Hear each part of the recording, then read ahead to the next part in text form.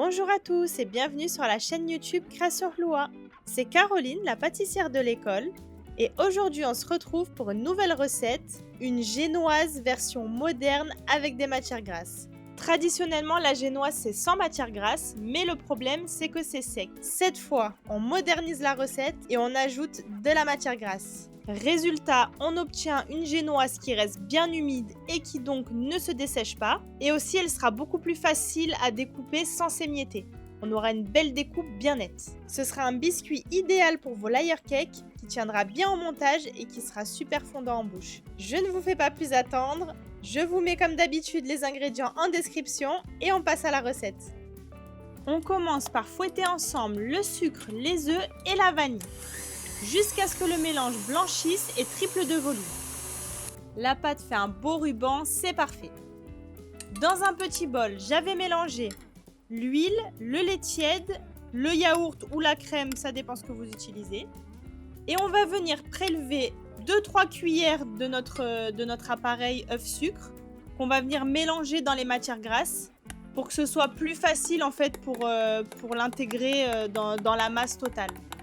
Parce que sinon ça va être compliqué, en fait le gras il remonte et c'est assez difficile à incorporer. Donc en faisant un pré-mélange, ce sera plus facile. J'ajoute la farine, la maïzena, la levure et le sel. On mélange délicatement à la maryse. Et on ajoute maintenant notre pré-mélange avec les matières grasses. Donc là, en fait, si on n'avait pas fait ce pré-mélange, il aurait fallu vraiment beaucoup mélanger la pâte pour que les matières grasses s'incorporent. Et le risque, c'était de faire retomber les œufs. Donc là, au moins, avec le pré-mélange, vous allez voir, ça se mélange tout seul. Pas besoin de mélanger avec insistance. Et surtout, on ne prend pas de risque de faire retomber nos œufs. Vous mélangez juste le temps que tout soit bien incorporé, qu'on ait un mélange homogène. Et c'est déjà prêt à partir en cuisson.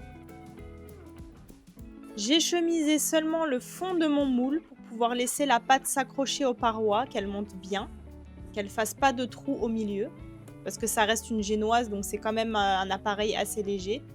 Et ça part au four à 160 degrés chaleur tournante ou 170 degrés en chaleur statique, pour environ 50 minutes. À la fin de la cuisson, laissez refroidir le gâteau 10 minutes avant de le démouler. Donc pour le démouler, c'est super facile, il suffit de passer une lame de couteau tout autour du gâteau contre la paroi du moule. Et vu qu'on a chemisé en dessous, vous retournez, ça descend tout seul. Résultat, on a une génoise super moelleuse. Regardez, franchement, elle est moelleuse. Quand j'appuie dessus, elle reprend sa forme, on dirait presque une éponge. Et niveau texture, franchement, c'est vraiment mieux qu'une génoise classique. Notre recette est déjà terminée, j'espère qu'elle vous a plu. Si vous avez des questions, n'hésitez pas à me les poser en commentaire, j'y répondrai avec plaisir. N'oubliez pas de liker la vidéo et de vous abonner pour ne rien louper. Et je vous dis à très vite pour de nouvelles recettes.